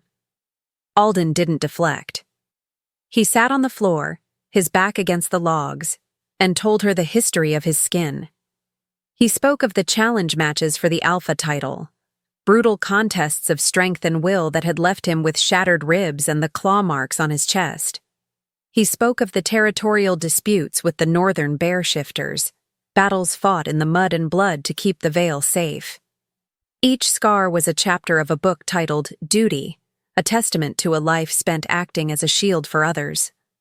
When he finished, the silence stretched comfortably between them, warmed by the firelight. Then, Alden turned his gaze to her. He didn't ask about physical scars, though he knew she carried those too, hidden under the layers of oversized clothing she refused to shed. He asked about the quiet. He asked why a woman with eyes that sharp and a mind that engineered solutions out of mud and moss had learned to make herself so small. Maren hesitated, her fingers pausing over the fabric of his jacket. The truth was a heavy stone she had carried for 3 years, but in the dim light of the cabin, with the wind howling outside like a chorus of ghosts, the weight felt lighter. She told him about the slow erosion of herself. She explained that it hadn't happened all at once with a slap or a shout. It had been a gradual siege. It was Sterling correcting her grammar in front of friends. It was him laughing off her ideas until she stopped voicing them. It was the way he reorganized the kitchen so she couldn't find anything, then berated her for being disorganized. She spoke of the strategic dismantling of her confidence, how she had learned that being invisible was safer than being right. She told him about the systems she built in her head, the mental maps, the escape routes, the logistics, because her mind needed somewhere to run even when her body was trapped in a suburban prison. Alden listened with an intensity that was almost unnerving. He didn't offer platitudes. He didn't tell her she was strong. He simply absorbed her pain, validating it with his attention. Then, he shared his own burden. He spoke of the sensory overload that came with his rank. He explained that being an alpha wasn't just about strength. It was about never knowing silence. He heard the heartbeat of every pack member within a mile. He heard the lies in their voices, the fear in their pulse, the shifting of the tectonic plates of pack politics. The world was a cacophony of noise that never ceased, a constant assault that made him crave isolation. That was why he had been alone in the bar. He wasn't antisocial. He was exhausted. But here, Alden murmured, his voice dropping to a register that vibrated through the floorboards. With the snow dampening the forest, and it is quiet. Your heart, Maren, it doesn't race with deceit. It has a rhythm. It is the only sound that doesn't hurt. Maren looked up, meeting his amber eyes. In that moment, the cabin felt less like a shelter and more like a sanctuary. They were two broken things, jagged edges exposed, finding that their pieces fit together to form something whole. The storm raged on outside, oblivious to the fact that inside the drafty shack, the ice around two hearts was finally beginning to crack. Chapter 17. The Thaw. By the 4th morning, the winds died down, leaving a silence so profound it rang in the ears. The sun broke through the cloud cover, turning the snow-covered landscape into a blinding field of diamonds. Inside the cabin, the temperature rose, not just from the stove, but from the shift in the atmosphere between the two occupants. The emotional intimacy of the previous nights had stripped away the last barriers of hesitation, leaving behind a raw, magnetic tension that charged the air like an approaching thunderstorm. Every accidental brush of fingers while passing the water canteen sent a jolt of electricity through Maren's nervous system. Every time Alden looked at her, his gaze lingered a second longer, darkening with a hunger that had nothing to do with the meager rations they were sharing. Maren was washing the few tin plates in a bucket of melted snow when Alden approached. He didn't sneak up on her. He moved with a deliberate heaviness so she would know he was there, but his presence still overwhelmed her senses. He stopped inches behind her, his large frame radiating a heat that seeped through her layers of clothing. She froze, her hands submerged in the cold water, her breath catching in her throat. She could feel the conflict in him, the war between the gentleman who had promised to protect her and the wolf who recognized his mate. For days, he had been careful, treating her like fragile glass, terrified that his strength or his nature would remind her of the monster she had fled. "Maren," he said, his voice rough, stripped of all command and left with only want. She turned slowly, drying her hands on a rag. She looked up at him, seeing the restraint etched into the harsh lines of his face. His hands were clenched at his sides, fighting the urge to reach out. Maren realized then that he would never cross the line. He would starve himself of touch for 1,000 years, rather than make her feel unsafe. The realization shattered the last of her fear. She didn't want to be protected anymore. She wanted to be wanted. She wanted to be seen not as a victim, but as a woman who could stand toe-to-toe with a king. Maren stepped forward, closing the gap. She reached up and placed her hand on his chest, directly over his heart. It was hammering, a frantic, powerful rhythm that matched her own. "You don't have to hold back," she whispered. "I'm not afraid of you. I'm not afraid of the wolf." The permission broke the dam.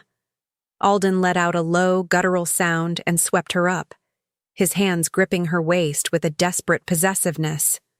He lifted her onto the sturdy wooden table, stepping between her legs, burying his face in the crook of her neck. He inhaled deeply, taking in her scent, wood smoke, soap, and the underlying sweetness of her skin. It was a claiming, a primitive marking of territory that made Maren gasp, her hands tangling in his dark hair. The kiss, when it came, was not gentle. It was a collision. It was desperate and consuming, a physical manifestation of the survival bond they had forged. There was no hesitation, no awkward fumbling. It was the inevitable collision of two gravitational fields. Alden kissed her like she was the oxygen he had been denied for a lifetime.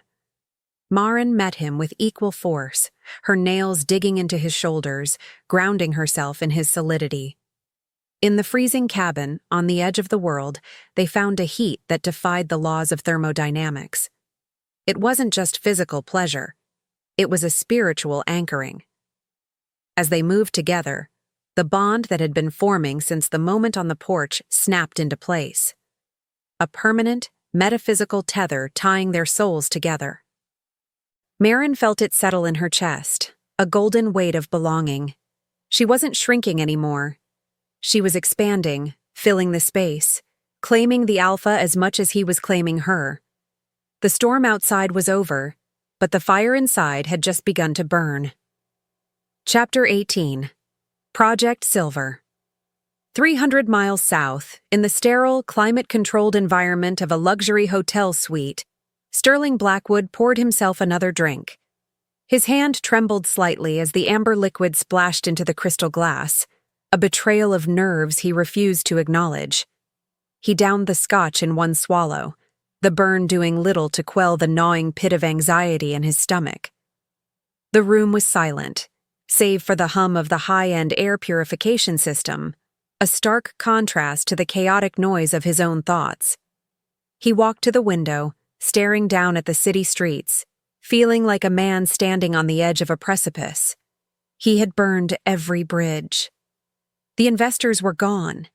His reputation in the business sector was in ashes. The police were beginning to ask uncomfortable questions about Maren's disappearance and the damage to his house. He was cornered, and a cornered Sterling was a dangerous, vindictive creature. He turned from the window as the suite door opened. He didn't flinch. He had been expecting them. 2 men entered. They didn't look like soldiers, and they didn't look like thugs. They wore bespoke charcoal suits that cost more than Sterling's car, but they moved with a predatory grace that made the hair on Sterling's arms stand up. They were corporate mercenaries, the face of Project Silver, a private military contractor that operated in the gray zones of international law. They didn't hunt terrorists. They hunted biology. They specialized in the acquisition and neutralization of parahuman threats. Mr. Blackwood, the lead man said. His name was Commander Graves. Though he introduced himself simply as a consultant, he had eyes like shark glass, flat, dead, and utterly devoid of empathy. We reviewed your preliminary data. You claim to know the location of a Class 5 nest. Not a nest, Sterling corrected, trying to inject authority into his voice. A pack. A civilization. They call it the Obsidian Vale. It's been hidden for centuries. Local legends say it doesn't exist. I know where the gate is. He walked to the coffee table and picked up a flash drive. It contained everything Maren had ever collected about the region during their hiking trips. Maps she had drawn, topography scans she had found interesting. At the time, he had mocked her for her obsession with the landscape. Now he was selling her brilliance to executioners. I can give you coordinates. I can give you entry points. But I want guarantees. Full immunity for any collateral damage at my property. And the bounty we discussed. Graves took the flash drive, turning it over in his fingers. The bounty is contingent on the quality of the specimens. We need live subjects for vivisection and gene mapping. The alpha is the priority. If your intel leads us to him, the payment will be wired to your offshore account within the hour of capture. Sterling smiled, a cruel twisting of his lips. Oh, you'll find him. He's big, arrogant, and he has something of mine. Graves nodded to his partner, who opened a metallic briefcase on the table. Inside sat rows of sleek, futuristic weaponry. There were thermal imaging scopes designed to cut through magical glamour, sonic emitters calibrated to shatter inner ears sensitive to high frequencies, and magazines loaded with hollow-point rounds encased in synthesized silver jackets. This is the latest iteration of our suppression tech, Graves said, his voice monotone. We call it the silencer protocol. Wolves rely on stealth, speed, and fear. This equipment takes that away. We will blind them, deafen them, and then bleed them. Sterling looked at the weapons, and for a second, a flicker of hesitation crossed his mind. He was unleashing a slaughter. He was sending a death squad to wipe out an entire community. But then he remembered the fear he had felt on the porch. He remembered Maren leaving him, choosing a monster over him.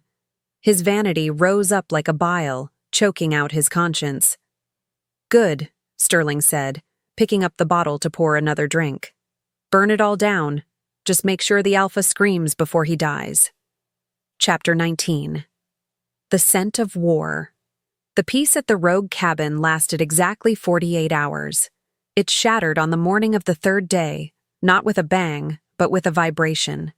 Alden was outside chopping wood, his shirt discarded despite the chill. His body fully recovered and moving with the powerful, rhythmic grace of his station. Maren sat on the porch step, watching him, a mug of herbal tea warming her hands. She felt safe. She felt a sense of domestic permanence she hadn't realized she was craving. Then, Alden stopped mid-swing. The axe remained suspended in the air. His head snapped toward the south, his body going rigid as stone. The relaxed set of his shoulders vanished, replaced instantly by the tension of a predator sensing a threat. Maren stood up, the tea sloshing over her hand, but she ignored the burn. She knew that look. It was the same look he had worn in the bar before the violence started. "Alden?" she asked, her voice tight. "What is it?" "Engines," Alden whispered, though the word carried the weight of a scream. He lowered the axe slowly, his amber eyes unfocused as he filtered through the layers of sound that were invisible to her. Heavy diesel, armored plating, treads on gravel. There are dozens of them, miles away but climbing the access road. He dropped the axe and turned to her, his face pale beneath his tan. They are heading for the Vale. Maren's mind raced. The police? No. Alden shook his head, a growl building in his throat. Police cars hum. These roar. This is military, or something worse. He paced the small clearing, his agitation growing. They are coming with war machines. The pack won't hear them until they breach the perimeter. The wind is blowing north. It's carrying the sound away from the sentinels. He stopped pacing and looked at Maren. The conflict in his eyes was agonizing. He was an exile. He had been cast out, stripped of his rank, and told never to return. The pack had chosen their laws over his honor. He owed them nothing. He could stay here, hidden in the rogue lands, and let fate take its course. He could keep Maren safe, but he was an alpha. The title wasn't just a ring on a finger. It was woven into his DNA. He could not listen to the slaughter of his kin and do nothing. I have to go, he said, the admission tearing out of him. I can't let them die, Maren. Even the elders. There are pups in the nursery. There are families. I know, Maren said, stepping off the porch. She didn't argue. She didn't beg him to stay. She walked past him into the cabin. Alden followed her to the doorway. You stay here. It's too dangerous. If they have military tech. Maren emerged from the cabin. She had pulled on her boots and was zipping up her heavy coat. In her hands, she held the portable radio they had scavenged from the sedan's emergency kit and the topographic map she had found in the cabin's cupboards. Her face was set in a grim, determined line. She didn't look like a refugee anymore. She looked like a general. I'm not staying, she said, her voice brooking no argument. You can fight them with claws and teeth, Alden. But if this is a military operation, you're going to lose. You don't know how they think. You don't know their formations. I know strategy. I know how to disrupt communications. She walked up to him, grabbing the lapels of his jacket. You are the sword. I am the eyes. We go together, or you don't go at all. Alden looked at her, seeing the fierce intelligence burning in her eyes. He realized then that leaving her behind would be the greater mistake. She wasn't a liability. She was the force multiplier he needed. He nodded once, a sharp, decisive motion. Then we run, he said. The car won't make it over the ridge. We have to cut through the mountain pass on foot. We have to beat them to the gate. They moved out, leaving the sanctuary of the cabin behind. They ran through the trees, two exiles returning to a home that didn't want them, racing against an army paid for by the man who wanted them both dead. Chapter 20. The Slaughter. They reached the limestone ridge overlooking the Obsidian Vale, just as the sun began to dip below the western peaks, bleeding a bruised purple light across the horizon. The journey from the rogue cabin had been a grueling marathon of uneven terrain and biting winds, but neither Alden nor Maren felt the fatigue in their limbs. Adrenaline, cold and sharp, had scrubbed their nerves raw. They skidded to a halt at the precipice, the loose shale rattling down the cliff face, and looked down into the sanctuary that had stood hidden for centuries. It was a nightmare brought to terrifying high-definition life. The valley, usually a bowl of pristine darkness and ancient silence, was burning. Thick columns of black smoke rose from the northern tree line, choking the sky and turning the twilight into a haze of gray ash. The main gate, the massive iron and timber barrier Maren had driven through only days ago, was gone. In its place was a gaping wound of splintered wood and twisted metal, through which a convoy of matte black armored vehicles poured like invasive beetles swarming a hive. The roar of their engines was a mechanical violation of the natural world, a grinding, low-frequency thrum that vibrated in the soles of Maren's boots, even from this height. But it was the other sounds that made Alden drop to his knees at the cliff's edge, his hands gripping the jagged rock until his fingernails cracked. His hearing, usually a burden he sought to dampen, was now painting a horrific picture of the slaughter below. He heard the distinct dry rattle of automatic rifle fire echoing off the canyon walls. He heard the concussive thuds of flashbang grenades detonating in the underbrush. Worst of all, he heard the sounds of his kin. He heard the confused, panicked howls of sentinels trying to coordinate a defense against an enemy they could not smell or see until it was too late. He heard the sickening crunch of impact and the silence that followed.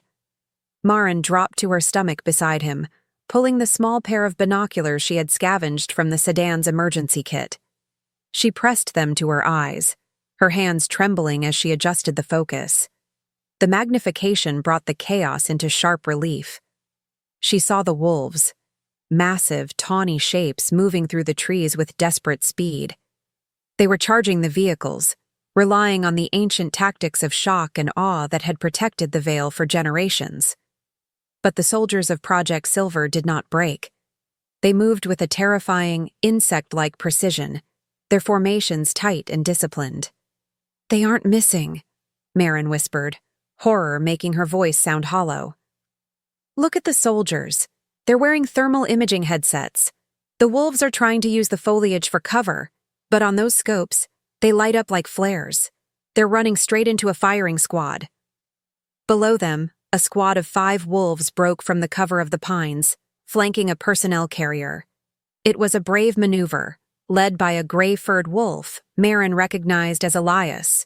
But before they could close the distance, the soldiers atop the vehicle swiveled a mounted turret. It didn't fire bullets. A ripple of distorted atmosphere shot out from the barrel, slamming into the pack. The wolves didn't bleed. They crumpled. They collapsed mid-stride, thrashing on the ground, clawing at their ears as if trying to dig out the sound. "Sonic weaponry!" Alden snarled, the sound ripping from his throat. "They are shattering their equilibrium. A wolf cannot fight if it cannot stand. They are hunting us like vermin." He made a move to rise, his muscles coiling to launch himself down the treacherous slope, but Maren grabbed his wrist. Her grip was iron hard. "Stop! Look at the formation, Alden. Don't just look at the blood. Look at the movement." Alden forced himself to freeze, fighting every instinct that screamed at him to tear throats. He looked. He saw the armored vehicles fanning out in a wide crescent. He saw the infantry units moving in synchronized sweeps, pushing the wolves back from the perimeter, herding them toward the center of the valley floor where the packhouse stood exposed. "It's a pincer movement," Maren analyzed, her mind shifting into the cold, calculated state that had saved her life a dozen times in Sterling's house. "They are cutting off the retreat routes to the high ground. They're driving the pack into a kill box. If the wolves cluster around the pack house to protect the elders and the nursery, the soldiers will just encircle them and burn it down. Your pack is reacting to pain, not strategy. They are losing because they are fighting a modern war with claws." Alden looked at her, the golden fire in his eyes swirling with a mixture of rage and devastation. "The elders don't know how to fight this. They think honor and ferocity are enough. They will die standing still." "Then we change the rules," Maren said, lowering the binoculars. She turned to face him, the wind whipping her hair across her face, but her eyes were steady. "I can't fight down there. I'm human. One sonic blast and I'm useless. But I can see the board. I can see the flows." She pointed a shaking finger toward a metal structure jutting out from the peak of the eastern ridge, a few hundred yards away. "The old forestry comms tower. The pack uses it for emergency broadcasts, right?" "Yes," Alden nodded. "It's hardwired to the earpieces the sentinels wear on patrol." "I can get in," Maren said, checking the battery on the portable radio she held. "If I can patch into their network, I can jam Project Silver's communications. I can blind their coordination. And more importantly, I can talk to your wolves. I can tell them where to move." Alden stared at her. He saw the terrified woman from the bar, the survivor from the cage, and now, the general on the ridge. She wasn't asking for permission. She was giving him a battle plan. He realized then that she was the only hope his people had. Strength alone would not save the Obsidian Vale tonight. "The tower is unguarded," Alden said, his voice regaining the resonant command of the Alpha. "Go. Do whatever you have to do to blind them." "And you?" Maren asked, though she already knew the answer. Alden stood up, towering over the cliff edge. He stripped off his jacket, letting it fall to the rocks. The cold wind bit at his skin, but his internal temperature was rising, the beast beneath the surface preparing to surface violently. I am going to break that line. I am going to buy you the time you need. I will keep them away from the nursery. He looked at her one last time, a look that conveyed a lifetime of promises in a single second. When you speak to them, Maren, make them listen. Don't ask, command. Maren nodded, stepping back. Don't die, Alden. That's an order. Alden didn't smile, but his eyes softened for a fraction of a heartbeat. Then he turned and leaped. He didn't climb down. He threw himself into the void, catching ledges and branches with supernatural agility, a dark blur descending into the smoke and chaos. Maren didn't stay to watch him land. She turned and sprinted toward the comms tower, her boots pounding against the stone, running toward the technology that would save the ancient world, prepared to become the voice that turned the tide of the war. Chapter 21. The Voice in the Ear. The door to the forestry communications tower had not been opened in a decade, its hinges rusted into a stubborn iron embrace that resisted Maren's frantic shoving. She wasted precious seconds throwing her shoulder against the metal, the impact jarring her bones, before remembering the heavy wrench she still carried in her coat pocket. The same tool she had taken from Sterling's house, a talisman of her rebellion. She jammed the steel tool into the gap between the door and the frame, leveraging her entire body weight against the handle until the lock mechanism screamed and snapped with a sharp, echoing crack. Maren stumbled into the small, circular room, the smell of dust and overheated electronics instantly filling her nose. It was a tomb of forgotten technology, filled with racks of servers and radio transceivers that hummed with a low, neglected vibration. Through the grime-streaked windows, the flashes of the battle below illuminated the room in strobe light bursts of orange and white. Maren didn't look. She couldn't afford to be distracted by the dying. She scrambled to the main console, sweeping a layer of dead flies and grit off the keyboard. The system was antiquated, running on a proprietary operating system that belonged in a museum. But to Maren, code was a universal language. She pulled the portable radio from her pocket and used an auxiliary cable to patch it directly into the tower's broadcast input. Her fingers flew across the keys, bypassing the login screen with a standard administrator override she hoped hadn't been changed since the 90s. The screen flickered green, and a command line prompt blinked into existence, waiting for orders. Maren pulled the headset off the dusty desk and pressed it to her ear. The audio feed was a nightmare. It wasn't silence, and it wasn't strategy. It was a cacophony of screams, snarling confusion, and the wet, tearing sounds of slaughter. She could hear the heavy breathing of wolves running for their lives, the static-laced shouts of sentinels trying to find their squad mates in the smoke. They were panicking. The sonic weapons had stripped them of their coordination, and the thermal scopes had stripped them of their stealth. They were fighting like cornered animals rather than an organized unit. "Fall back to the tree line!" a voice shouted over the channel. It was Elias, his voice strained and breaking. "We can't see them. They're everywhere." "Hold your ground," another voice argued, likely one of the elders. "We do not retreat. We are the Obsidian Vale." "You are dying," Maren whispered into the microphone, her finger hovering over the broadcast button. She took a breath, steeling herself. She was about to interrupt a sacred frequency, to inject a human voice into the mind of every wolf in the valley. They would hate her for it. They might kill her for it later. But if she stayed silent, there would be no later. She pressed the button. "This is Maren," she said, her voice steady and amplified, cutting through the chaos in every earpiece on the battlefield. "If you want to survive the next 5 minutes, you will stop talking and listen to me." The reaction was immediate. A chorus of growls and confused shouts erupted over the line. "Who is this? Get off the channel! It's the human! The stray!" "Shut up!" Maren snapped, her voice cracking like a whip. "The enemy is using thermal imaging scopes. They can see your body heat through the trees. That is why you can't hide. That is why they are picking you off before you even see them. You are glowing targets in the dark." Silence fell over the comms, heavy and stunned. Maren didn't wait for permission to continue. She looked at the map she had spread out on the console, overlaying the tactical movements she had observed from the cliff. "Elias, take your squad to the eastern creek. It's glacial runoff. Get in the water. Coat your fur in the mud. It will mask your heat signature. Do it now." I take orders from my alpha," Elias stammered, confusion warring with desperation. "Your alpha is currently tearing through the southern blockade to buy you time," Maren said, her eyes fixed on the distant figure of Alden, who had just crashed into the enemy line like a meteor made of fur and fury. "I am his eyes, and right now, I am the only thing standing between you and extinction. Get in the water, Elias." There was a pause, an agonizing stretch of seconds where the fate of the pack hung in the balance.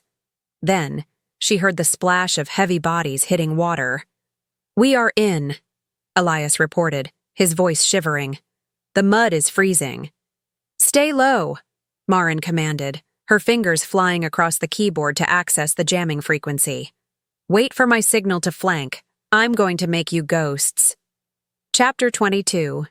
Ghost in the Machine. The battlefield was a chaotic chessboard, but from the tower, Maren could see every piece. She worked with a feverish intensity, sweat causing her shirt to stick to her back despite the drafty room.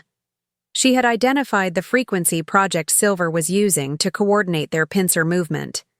It was a sophisticated, encrypted channel, but Maren didn't need to decrypt it. She just needed to destroy it. She routed the tower's maximum power output into a localized broadcast loop, a wall of white noise designed to drown out everything else in the spectrum. Down in the valley, the effect was instantaneous. Inside the armored vehicles and the high-tech helmets of the mercenaries, the clear, precise orders of their commander were replaced by a deafening, high-pitched screech. Soldiers clutched their headsets, tearing them off, cursing as their tactical awareness vanished. The coordinated sweep faltered. The pincer movement stalled as squads lost contact with each other, hesitating in the smoke.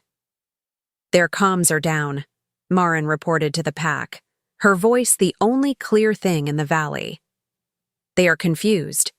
Now we turn the tables. Elias, flank left. They can't see you with the mud coating. Target the sonic emitters first. Tear the cables, break the dishes. Do not engage the soldiers until the big guns are silent." Elias and his squad moved. To the soldiers looking through their thermal scopes, the wolves had simply vanished, their heat signatures masked by the freezing mud of the creek. The mercenaries swept their rifles back and forth, aiming at ghosts. The first sign of the counterattack was the sound of metal shearing as Elias lunged from the darkness, his jaws closing around the delicate wiring of a sonic cannon mounted on a jeep. The weapon sparked and died. "Sector 4, move up," Maren directed, feeling a rhythm take over. She was no longer a logistics manager. She was a conductor of violence. "There is a gap in their line near the ridge. 3 soldiers, isolated. Take them." The wolves obeyed. They moved with a renewed confidence, trusting the voice in their ears because it was delivering results. Maren guided them through the blind spots of the enemy formation. She warned them when reinforcements were turning a corner. She told them when to hold still and when to strike. The tactical Luna, as the younger wolves would later call her, was dissecting a modern military operation with nothing but a topographic map and a terrifying intellect. In the center of the fray, Alden was a force of nature. He fought without the benefit of Maren's mud camouflage, drawing the enemy's fire to himself to protect the nursery entrance. He was a whirlwind of claws and teeth, moving faster than the soldiers could track.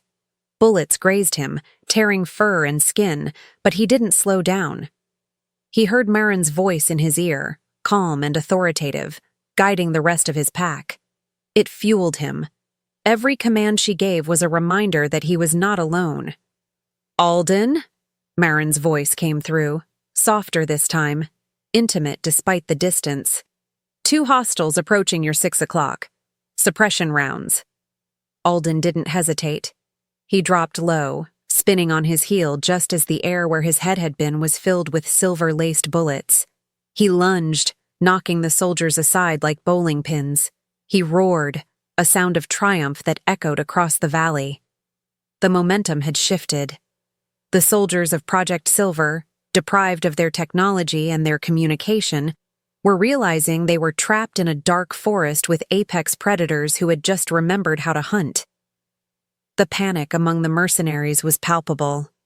Maren could hear their unencrypted, localized shouts over the feedback loop. "Where are they coming from? I can't see them. Retreat. Fall back to the vehicles." "Do not let them regroup," Maren ordered the pack. "Push them to the river. Drive them out of the Vale." The wolves surged forward, a tidal wave of fur and vengeance. The high-tech army, bought and paid for by Sterling's insecurity, crumbled before the ancient unity of the pack, guided by the one human they had tried to reject. Chapter 23. The Alpha returns. The retreat of Project Silver was messy and desperate. The armored vehicles, once imposing fortresses, were now liabilities in the dense terrain as panicked drivers tried to reverse over rocky ground, crashing into trees and each other. The smoke was beginning to clear, blown away by the mountain wind, revealing the wreckage of the invasion. Bodies of mercenaries lay scattered among the ferns, their expensive armor useless against the crushing force of a wolf's jaw.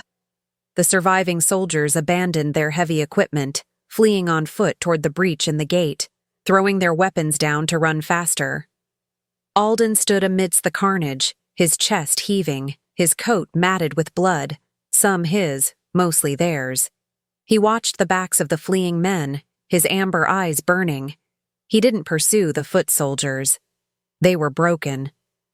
His focus was on the lead vehicle, a massive command truck that was currently trying to execute a 3-point turn on the narrow service road. He could smell the occupant. Beneath the scent of diesel and fear, there was the cloying, distinct aroma of expensive cologne and rot. Sterling. "He's trying to run," Maren's voice cracked over the comms, exhausted but sharp. "The command truck. Sterling is inside." Alden didn't need the direction. He was already moving. He didn't run like a man. He ran like the beast he was, covering the ground in massive, loping strides. The truck's engine roared as the driver slammed on the gas, the tires spinning in the mud. It lurched forward, gaining speed, heading for the exit. Alden intersected its path. He didn't try to dodge. He leaped, his massive form colliding with the reinforced windshield. The impact shattered the bulletproof glass into a spiderweb of cracks. Alden dug his claws into the metal hood, anchoring himself as the vehicle swerved violently. Inside the cab, Sterling screamed, throwing his hands up to shield his face. The driver, terrified by the monster on the hood, lost control. The truck veered off the road, crashing through a barrier of saplings and slamming into the trunk of an ancient oak tree. The airbag deployed with a gunshot crack, filling the cab with dust. Alden ripped the driver's side door off its hinges as if it were made of cardboard. He dragged the unconscious mercenary out and tossed him aside. Then he turned his attention to the passenger side. Sterling was fumbling with the door handle, coughing in the dust, tears streaming down his face. He tumbled out of the truck, landing hard on the mossy ground, scrambling backward on his hands and knees. "Stay back," Sterling shrieked, pulling a small silver-plated pistol from his jacket. His hand was shaking so badly he could barely hold it. "I'll shoot! I swear I'll shoot!" Alden shifted. The transformation was fluid, the fur receding, bones reshaping, until he stood as a man towering over the cowering figure. He was naked, covered in blood and mud, terrified and magnificent. He walked toward Sterling, ignoring the gun. Sterling fired. The bullet went wide, burying itself in the dirt. He fired again, clicking on an empty chamber. Alden reached down, grabbing Sterling by the lapels of his ruined suit, and hauled him to his feet. He slammed him against the side of the truck, the metal groaning under the impact. "You brought war to my home," Alden growled, his face inches from Sterling's. "You hunted my family." "She's mine," Sterling spat, a final, pathetic attempt at dominance. "Maren is my wife. You stole her." "She left you," Alden corrected, his voice low and dangerous. "Because you are small, and you are weak." He raised a hand, his claws partially extending, ready to tear out the throat of the man who had caused so much pain. The primal justice of the wolf demanded blood. It demanded a kill to end the threat permanently. "Alden, stop!" Maren's voice shouted, not from the radio, but from the ridge. She was running down the slope, sliding on the scree, stumbling toward them. Alden froze, his hand hovering near Sterling's neck. He looked up to see her running toward the wreckage. "He deserves to die," Alden said, though he didn't strike. "I know," Maren panted, reaching them. She stopped, breathless, looking at the husband she had feared for 3 years. He looked pathetic now, a small man in a dirty suit, weeping in the grip of a king. "But if you kill him, you make him a martyr. You make this a savage act. We are not savages." Chapter 24. The True Luna. The red and blue lights of police cruisers flickered through the trees at the base of the valley, a belated arrival drawn by the explosions and gunfire. The state police, along with federal agents who tracked domestic terrorism, were swarming the lower road. The noise of the battle had been impossible to ignore. Maren looked at the flashing lights, then back at Alden. She reached out and placed her hand on his forearm, the one pinning Sterling to the truck. "Let him go," Maren said softly. "Look at him, Alden. He's nothing. If you kill him, the humans will hunt the Vale forever. They will see you as monsters. But if we give him to them, he destroys himself." Alden looked at Sterling, who was sobbing now, begging for his life. The rage in Alden's blood began to cool, replaced by a profound disgust. Killing this creature wouldn't satisfy the wolf. It would be an insult to his claws. He released his grip. Sterling slumped to the ground, gasping for air. Maren stepped forward. She didn't flinch as Sterling looked up at her. She reached into her pocket and pulled out the flash drive she had recovered from the comms tower, data she had scraped from Project Silver's own servers while jamming them. "This drive contains the contract Sterling signed," she told Alden, loud enough for Sterling to hear. "It proves he hired a private military contractor to conduct an illegal operation on U.S. soil. It proves conspiracy to commit murder, domestic terrorism, and possession of illegal military-grade weaponry. He isn't going home, Alden. He's going to a federal supermax for the rest of his life." She looked down at Sterling. "You said I was dead when we got home. You were wrong. I'm the one who buried you." Alden grabbed Sterling by the back of his collar and dragged him toward the breached gate, toward the waiting authorities. Maren walked beside him. As they emerged from the smoke, the remaining wolves of the Obsidian Vale gathered. They were bloodied, exhausted, and limping, but they were alive. They formed a silent corridor, watching their alpha drag the intruder to justice. When the police had taken Sterling, cuffed, screaming, and utterly defeated, Alden turned back to his pack. He stood tall, the adrenaline fading, leaving him weary. He looked at the elders who were huddled near the ruins of the gate. Marcus, the elder who had demanded Maren's exile, stepped forward. He looked at Maren, who stood shivering in her oversized coat, grease smeared on her cheek, holding the radio that had saved them all. Marcus didn't speak. He lowered his head. It wasn't a full bow, but the submission was unmistakable. Then, Elias stepped forward. He dropped to one knee, lowering his gaze to the dirt. "Tactical Luna," he murmured, the title heavy with respect. One by one, the pack followed. They didn't bow to her biology. They bowed to her mind. They bowed to the courage that had stood on a ridge and guided them through hell. Maren felt tears prick her eyes, the first she had shed in years. She looked at Alden. He wasn't bowing. He was looking at her with a pride that burned brighter than the sun. He stepped forward and wrapped his arms around her, pulling her against his chest, heedless of the blood and dirt. "You saved us," he whispered into her hair. "My pack, my mate." "Our pack," Maren corrected, burying her face in his neck. The sun had fully set, but the moon was rising, full and bright over the Obsidian Vale. The rebuilding would be hard. The scars of the battle would take years to fade. But as the pack raised their heads to howl, a song of victory and mourning, Maren didn't shrink. She stood tall in the circle of her new family, the tactical Luna, finally and completely at home.